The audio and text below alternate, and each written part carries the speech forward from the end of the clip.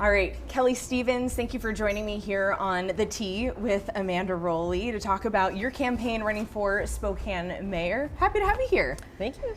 Yeah. I'm happy to be here. A little break from potholes. Potholes, yeah, we're gonna get to that in just a second. Before we get going, first question I ask all of our candidates is, what sort of tea did you decide to sip on with me today? I am trying the licorice tea.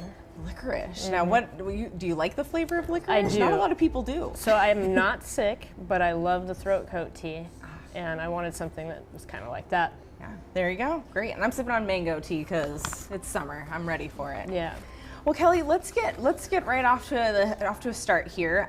We really want to get to know who you are as a candidate and as a citizen in our community. So, first of all, why did you want to run for Spokane Mayor? I've wanted to run for like the last 10 years, and the last race that we had when Ben Stucker was in, I felt like, oh, he's gonna win. I shouldn't even bother. And then obviously that didn't happen. My thing is, you know, I wanted to work for the city. I wanted to be a part of the team that takes care of the city. And so that's why I'm at where I'm at. And if I can do that on a grand scale, that's what I want to do. I want to make sure that we're functioning properly to take care of everything that we manage. You mentioned that's why I'm at where I'm at. Where are you at right now? I'm at the streets department, and I fill potholes. It's the team I usually bid. I really enjoy it. I feel like I'm making a big difference in people's day when I fill their pothole. And are you working on potholes today? Yes, I will be here in a few. Yeah. Tell me about that. You came in literally from work today, right? Yeah. So asphalt, it's dirty, and it likes to stick to your clothes. And I didn't want to wear nice clothes today and get them gross. So yeah, great. Well, tell me a little about that. Have you always worked on potholes, or what else do you do in the street department? Well, I plow, and I actually think plowing is so much fun. Why is that? I don't know. It's you've got a controller. It feels like a game for some reason. I'm not sure. And there's a lot of opportunities to plow in Spokane, so absolutely. And I gotta say, those 12-hour shifts that we work, those can be exhausting. By the end of the full city plow, we're all kind of snippety with each other. But I still think it's fun. Yeah. So you plow, you're working on potholes. What's your takeaway from the potholes, though? What's something that you want people to know as a city employee working in the street department with that? Sometimes I feel that they want us to repave their street, and we're not a repaving crew. So we do our best to keep everything as level as possible, but it's not going to be perfect. The paving crew, they get it perfect. Yeah, I understand you're very passionate about like helping the community know how they can report potholes. Potholes are a hot button topic in Spokane, and you're very passionate about letting people know how they can get their potholes in their neighborhood fixed, right? Yeah, I'm a bit of a nerd, and last year I created a YouTube video that shows you how to download the app and then step by step how to report those potholes. I did it on my own time. Like, that's how passionate and nerdy that I am. What prompted that? Was it a lot of comments? I just wanted people to know. That's so nerdy. But yeah, I just really wanted that out there. I feel like we don't do a great job promoting the tools that we have, and so I figured, why not? Yeah. Well, so speaking of your election, what sort of changes would you like to see in the city if you're elected mayor? Well, I feel like a mayor running a campaign, they make a lot of promises. And those promises fall on the backs of people like me to complete whatever it is that they're telling us that they're going to do. Something I really want to make sure happens is that these teams that are performing these promises have everything that they need to complete the task. And that's super important to me. The biggest asset the city has are the people doing the jobs. So, do you think the city is supporting employees like you right now? Or you have the support you I'm need? going to say yes. it's one of those things that I really want to be careful talking about. Yes, could we be doing better? Absolutely. In what ways? I'm just making sure that we have the tools that we need to do the things that need to be done. Yeah. Are there certain tools that come to mind that you would appreciate having out on the road with you? Absolutely. A ratchet set would be phenomenal. You can't even get a ratchet set right now? What? Is that what you're saying? Well, it takes a minute for things to make it to where they need to get approved or not. Mm-hmm. So. Okay. But a ratchet set would be glorious. Yeah, yeah. Are there bigger, more widespread resources that could impact a lot more people that you'd like to see provided to city employees? Or well, we work on skeleton crews and perhaps having a few more bodies to manage a lot of the tasks that we do. Mm-hmm. And during COVID, we all showed up, and we got a thanks for that, but I don't know that we still got what we needed in tools and whatnot. I really have to be careful what I talk about. So, well, you're here on the tea. Yeah. I'd love for you to spill the tea. I mean, what are the big changes you want to see? The big changes, I mean, this goes into the hot topics as well. Mm-hmm. I feel like we need to do a better job with our housing first. Meeting the people where we are. Downtown, that's the heart of our city, absolutely. Mm-hmm. But nobody can go there. I was at Hoop Fest walking past the Monroe Street Bridge, or through, and it doesn't smell nice there, right? We've got to do something. Houston was able to reduce their homeless population by about 63% from 2011 by really pushing the housing first. I know we have a housing crisis right now, and I'd like to see us utilizing our spaces a little bit better and working to build up instead of out. And that's, something that's really on my mind. We're about to have some apartments built across the street from us that are 3 stories. Why not 4? Mm-hmm. This is a hot topic for me. This is something that's, so important, is gang violence that we've got going on. Yeah, we've seen an uptick in drive-by shootings, crimes. And it's our kids that are doing this. I have teenagers.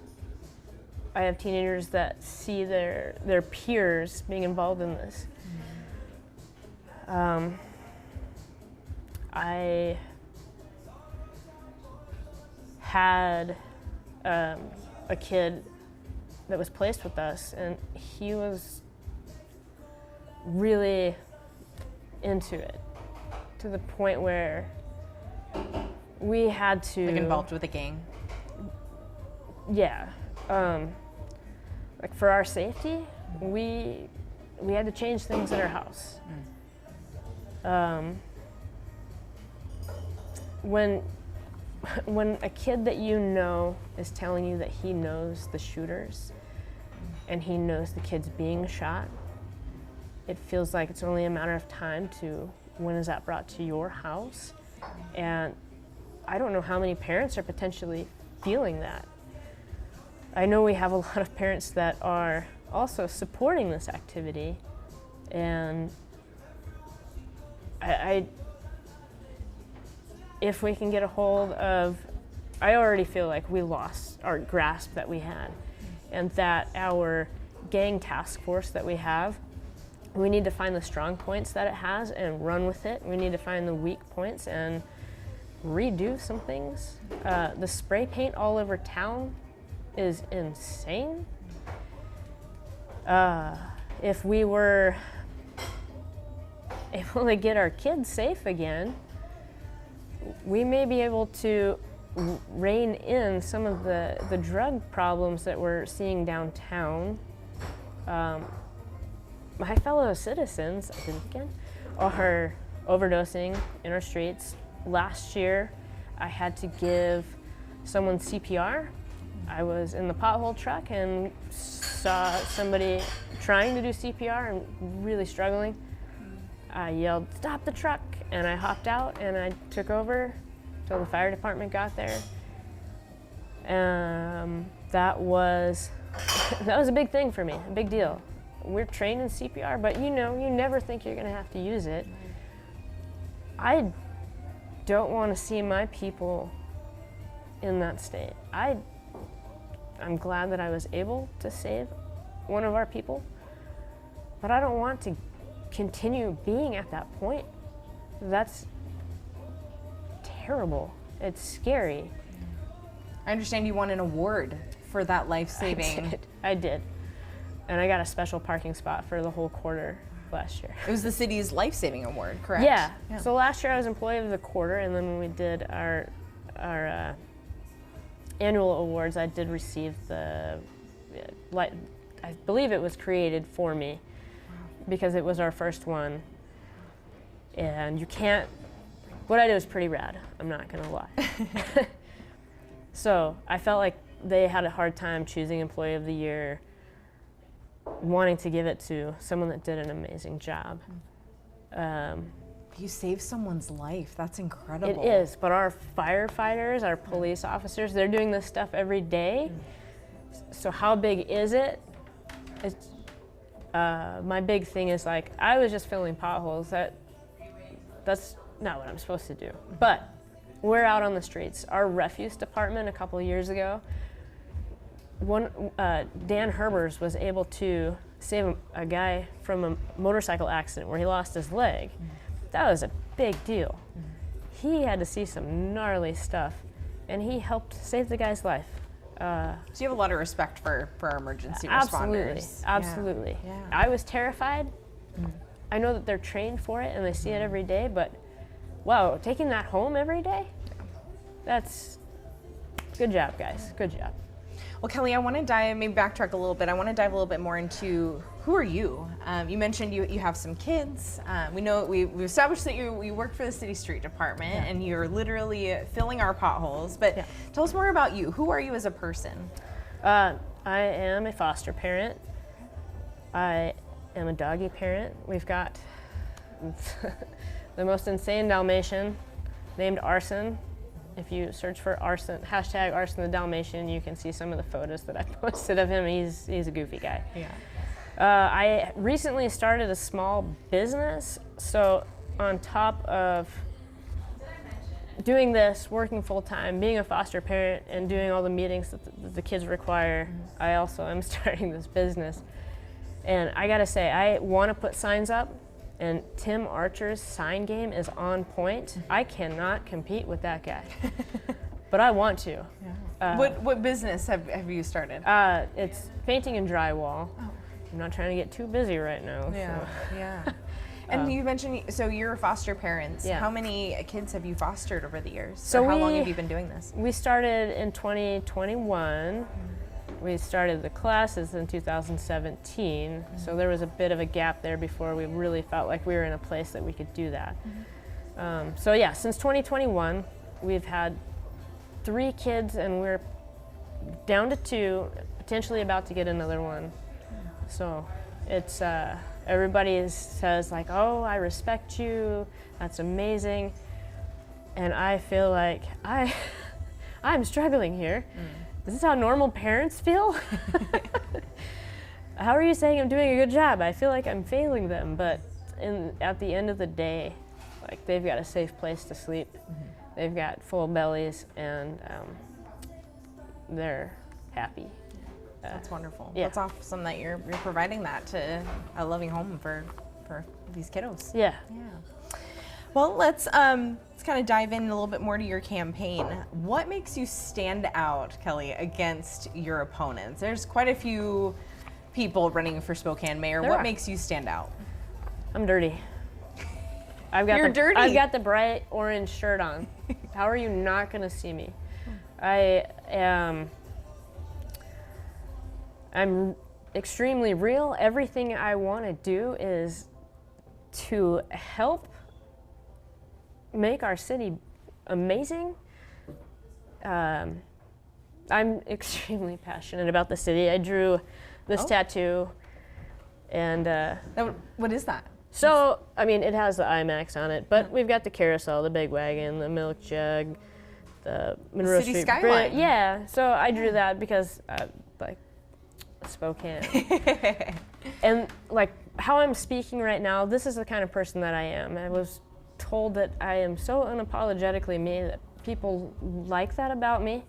And you said that walking into this interview too. You're like, I am here dressed as I am, and I am ready to just be me 100%. Yeah.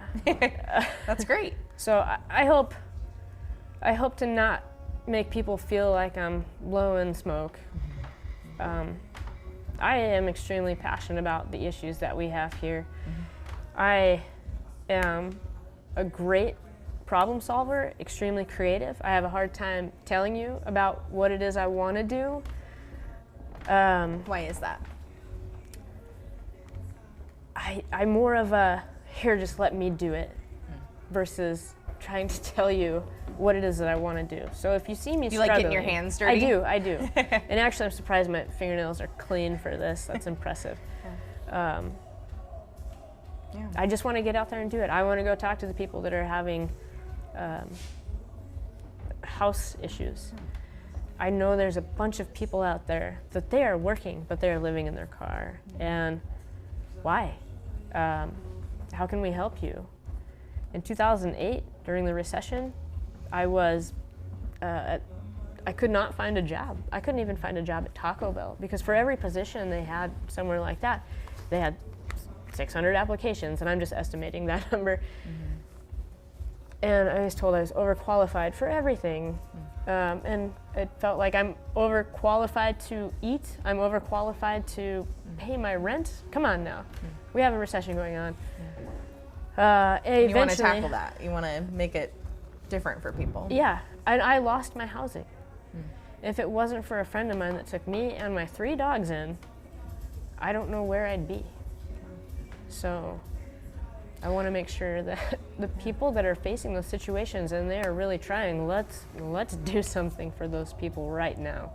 Well, let's dive into that. The population of Spokane, the city of Spokane, the Spokane County, the greater inland Northwest, it is growing and it's not stopping. It is a hurry to find space for these people.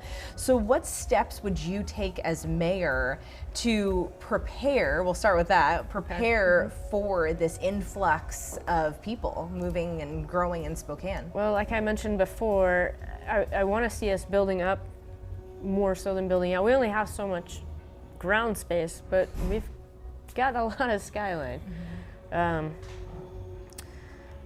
You know, I know that's going to potentially change our skyline, and a lot of people love how it is, but we don't have the space. We're running out. And I'd really like to encourage developers to work on that aspect. And that's, And so aside from preparing, how would you address the growing pains we're feeling right now? That's really challenging, because we can't put a house up every single day for each new person that shows up. We just got to keep building. I know we're having some labor shortages for trades work. I'm a big advocate for trades work, obviously. I'd love to encourage some of the people that might be struggling to get into these positions. I'd also like to work with some of our employers to help with training and encouragement for apprenticeships and being the place where the students can earn the hours. During the recession, I was actually in an HVAC apprenticeship. I started September 2008. Guess what happened? No houses were being built. I lost my job.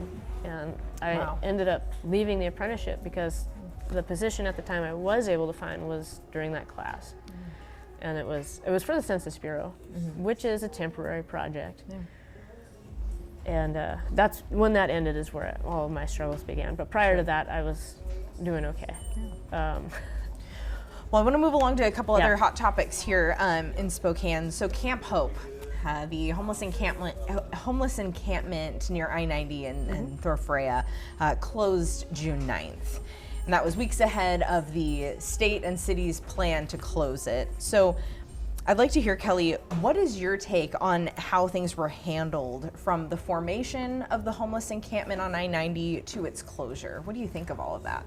That's tough because obviously a lot of people are not comfortable with motorhomes being parked on their street outside their house. And so I guess in theory it felt like a great idea to move into a single spot where we could provide resources for everybody. That makes sense.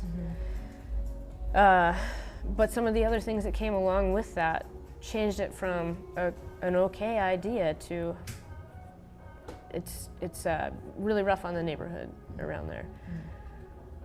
Do you think its formation could have been prevented, or should it have been prevented? I don't want to get a whole bunch of slack for this, but I don't know that it should have been prevented, because again, we're moving these people into one place where they can all get the resources. The amount of resources that were provided to them during that time from Jules Helping Hands, I don't see how they would have gotten that had they been spread all over town. So you see it as somewhat of a benefit. But right there, maybe not the best place. I have no idea where. I'm going to be honest. Is there a good spot for something like that where the activities that happen are going to happen? Can we prevent those activities? I don't know that during the original start of this, we had a good hold on what it could have ended up. We didn't have a good hold on creating some of the boundaries that were put in place. Perhaps when it first started, had we had some of these in place, it was brand new to us, right? We didn't have an ability to, oh, hey, we've had this happen before. Here's what we need to do. So that was started late. It was a great idea that turned on us, I really feel like. And the arguments between the city and the state over who was responsible work together. This is a big topic, a big issue. Our city is not going to be able to really grasp the whole thing without the help of the county and the state. So it's a big project. It's a regional thing. Yeah. Now, do you believe that the city should have taken a stronger role in preventing the formation of the homeless encampment? Because it started out as a protest at City Hall and then moved to that Washington State Department of Transportation land. The city's here. Absolutely, we need to be monitoring those kinds of activities. It's definitely challenging when this wasn't a thing that we dealt with before. 15 years ago, you'd see one guy on a corner.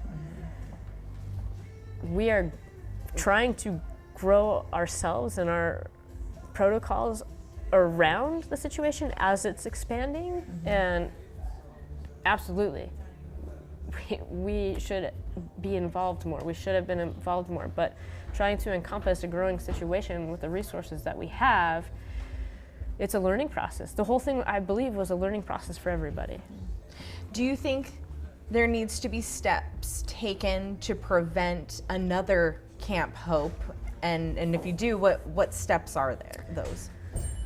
So I don't know that I necessarily would want to prevent another Camp Hope. What I would like to see happen is assist in planning an actual Camp of Hope, not some of the nicknames it was given. So what do you mean by that?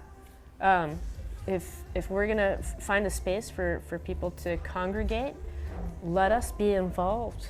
Let us help grow that with them, so that we have a grasp on what's going on in the camp. I know that right now there's been so many talks about what space are we going to use, and there's city property that they've talked about.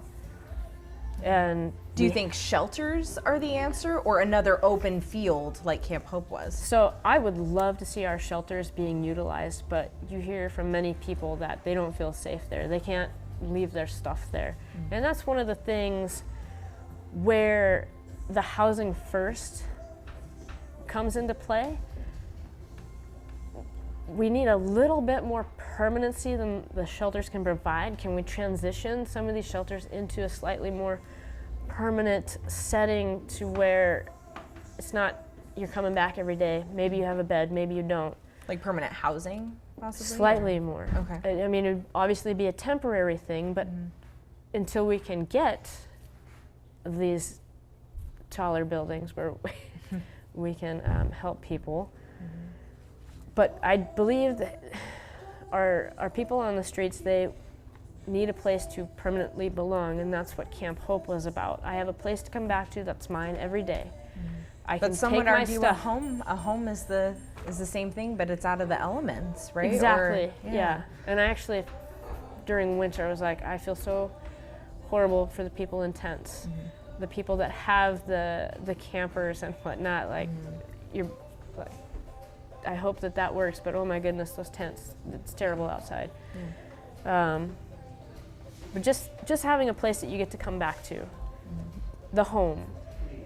Once you have that, other people, like, we can provide the services and help you find the hope, help you find what is worth changing for.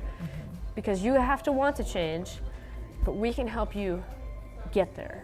We're not going to change it for you, but we can guide you there. I want to move on to some other topics here. Let's see. So aside from Camp Hope, homelessness is still a concern. Even though Camp Hope has been closed, homelessness is still prevalent in Spokane. So how do you plan to address this as mayor? That's a super tough question. We're running, like I mentioned, out of space to build housing for people that can't work to pay for it on their own. Even the people that can work to pay for it are struggling. Rent prices have skyrocketed. Right. We have Seattle property management companies dictating our pricing on Seattle rates. How does that work? We don't have jobs here that match. I guess the benefit is, with people working remotely, a number of those people have been able to move over here with their wages, but it's all a challenge for the people working here, absolutely. I know we kind of talked about it there, so Yeah. just kind of wanted to reiterate kind of your thoughts there. If we could move on to, let's move on to Spokane Police Chief Craig Meidel. Recently, there have been a lot of people in the Spokane community who aren't happy with Chief Meidel for giving what they call special access and information to downtown business owners. In fact, City Council recently updated city code to allow the Office of the Police Ombudsman to investigate the police chief.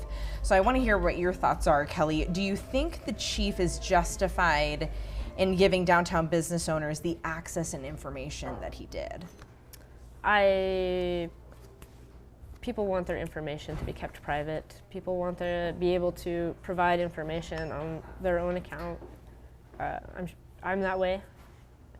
And it was information more about, like, it was data about crime downtown, that sort of thing. Right. How challenging would it have been to get the approval from those businesses to provide that data?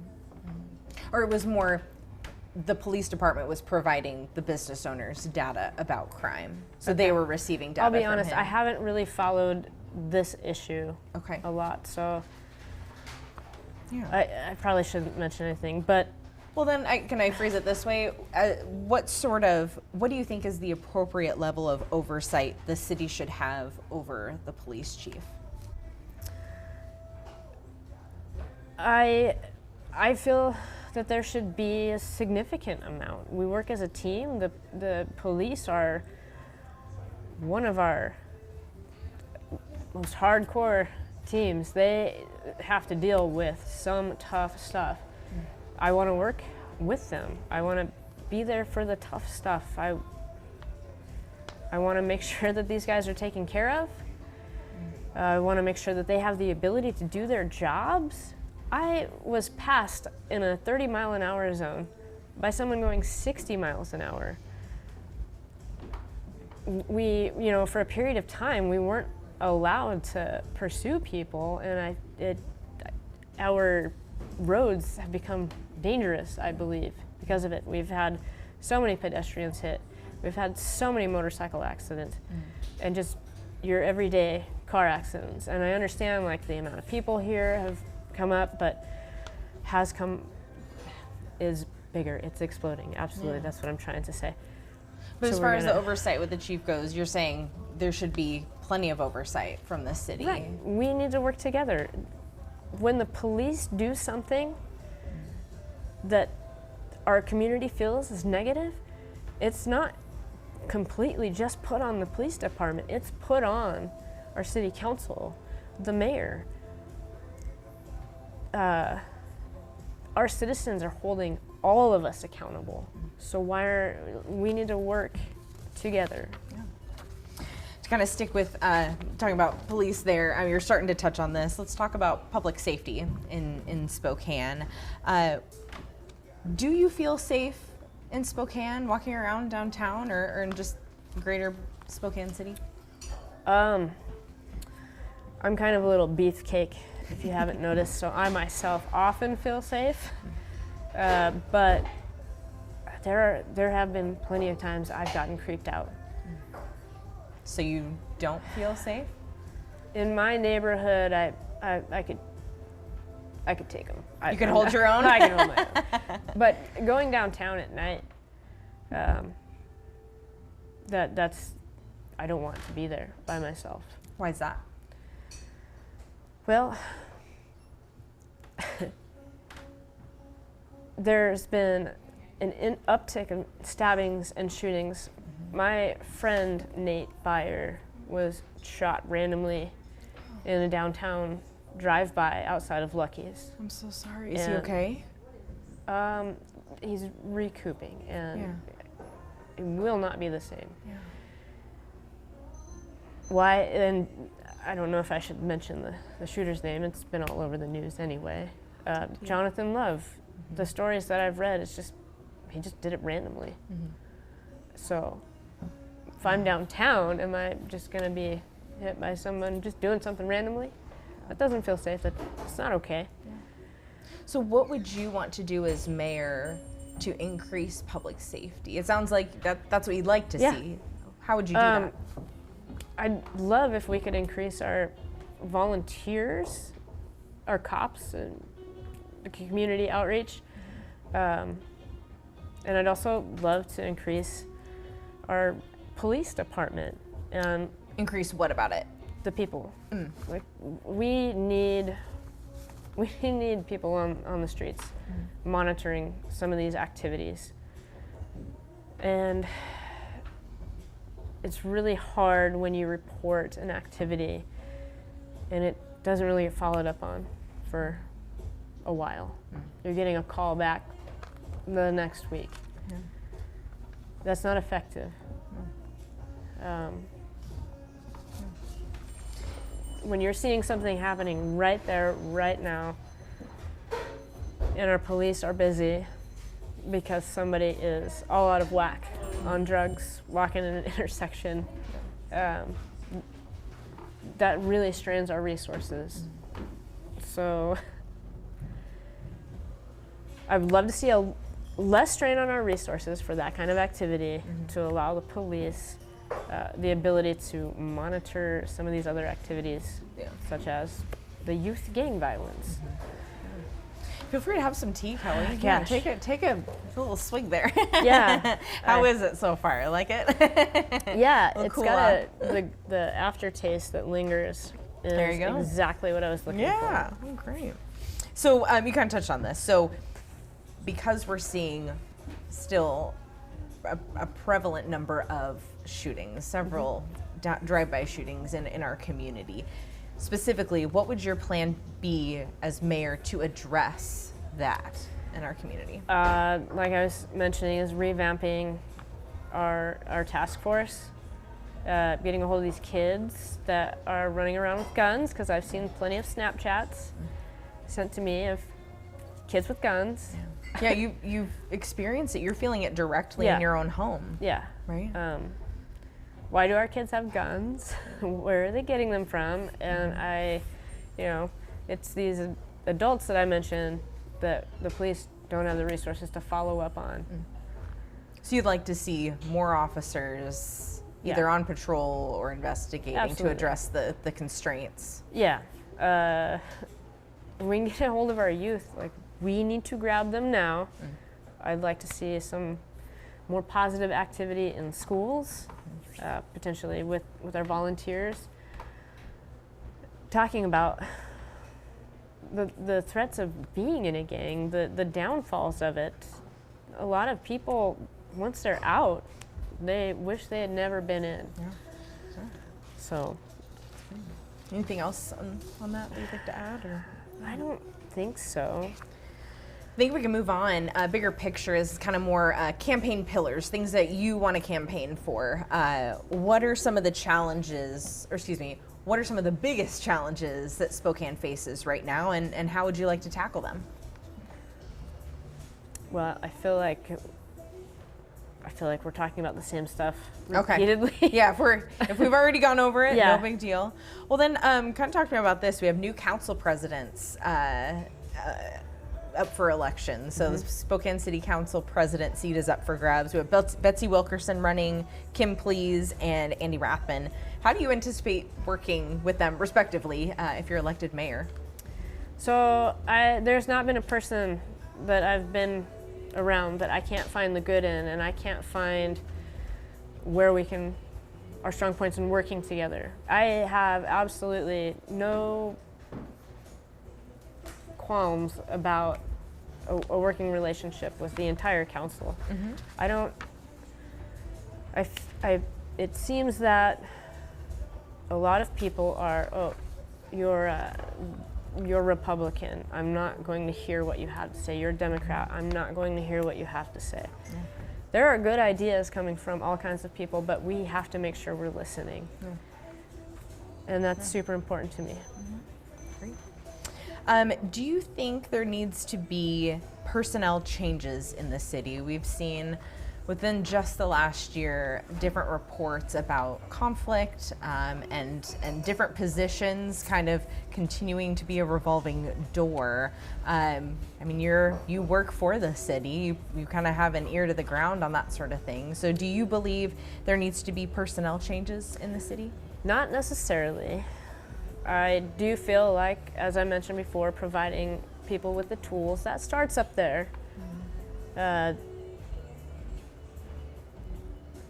My director is incredibly involved, and he really, you can tell that he really cares that we're doing a good job and that we're following guidelines, and he's like really involved. I know that he cares. And I hope that we're getting that same involvement and heart from the other directors, but I don't personally, no, sorry. That's all right. I don't work with them, but I want to work with them. I want to see the same people. I want to see the people with the same heart that I have being in those spots. In those leadership roles. Yes. If you don't care, if this is just a job to you, then maybe this isn't where you need to be. We're here to care. In my opinion, I care. That's why I'm here. I want to work with those people. Forgive me to backtrack. I forgot to ask you one other question about Chief Meidel. Where am I at here? If you were mayor in this situation, I know you didn't quite read up on it, but I did want to give everybody the opportunity to answer this. City Council is calling for an investigation into Chief Meidel. Mayor Woodward has insisted that she won't pursue that. If you were mayor under those circumstances, would you have initiated an investigation into Chief Meidel? The only thing I have to say about that is when you start working for the city, it is well known that everything that you use at the city is public, and I don't feel like there should be exceptions. So would you? I would, everything we do is public. So you would initiate an investigation? I would allow that to happen. It's public. Okay, great. Just to kind of wrap up here, what do you hope Spokane looks like at the end of your term if you're elected mayor? I would love to see people having places to stay. I would love to see some projects. This is personal to me, though. I'd love to see some streets repaved. And I'd really love to see our economy flourish. I have no idea how to do this, but I'd like to figure out how to do this. For Spokane to be able to stand on its own in case of a recession, have a good foundation to where we can protect our people better. Yeah. No idea how to do that. But if we could become slightly independent from Seattle, there's got to be a way. I will figure it out. Yeah. And then just to close here, when voters go to pick their candidate for Spokane mayor, what's the one thing that you hope they remember about you? I love you. I truly do. I want you to remember that. Everything that I do is going to be to take care of you. Great. Well, thank you so much, Kelly, for sharing with me who you are and your plans as you campaign for Spokane mayor. It was a pleasure to have you on here. Thank you.